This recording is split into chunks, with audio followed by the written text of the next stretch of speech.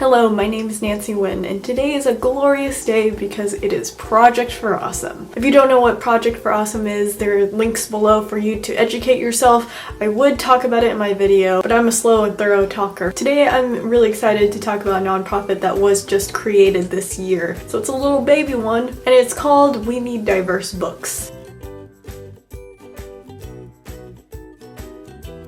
So there are several reasons why we need diverse books, but I think it all comes down to discourse. Discourse essentially means a conversation, written or spoken communication or debate. Discourse builds up our physical and social world. So what happens if certain discourses are fewer or less loud than other discourses? Well, the bigger discourses become a continuity where they're able to disprove, to change, and to evolve. The smaller and even non-existent discourses end in assumed and fixed conclusions. In other words, stereotypes. In more other words, marginalization, fetishization, and dehumanization. So what are some examples of discourse? Discourse can be seen as plenty of things. They could come in the forms of movies, of TV shows, of music, of news articles, and yes, even books. So there is a lot of discourse about the white brunette who's always angsty because she hasn't truly found herself yet.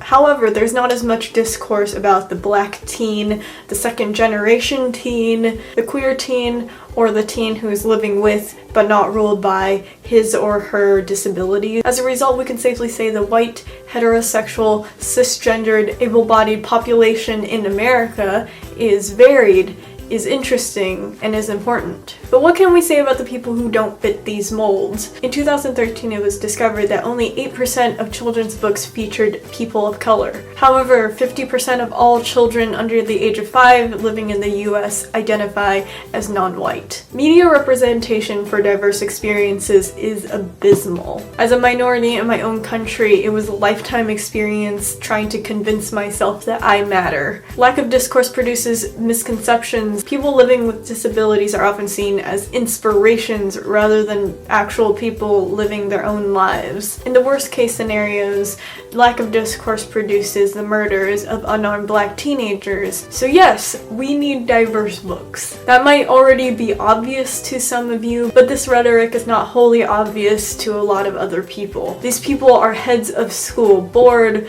are publishers, policymakers, movie makers. We need to stir up discourses in as many places and institutions as we can. So I will repeat this again. We need diverse books. We need diverse books to remind the marginalized that they are varied and interesting and important. Because it isn't a problem that they aren't already. It's that people aren't realizing it. So if you have a little time, please check out the link below. Please vote for this nonprofit for P4A. And if anything, my best hope is to let people know that this nonprofit is a thing and is a very good thing at that. Anyways, my time in this video is coming to a close and you've got other videos to watch and support. So Godspeed and don't forget to be awesome. Bye!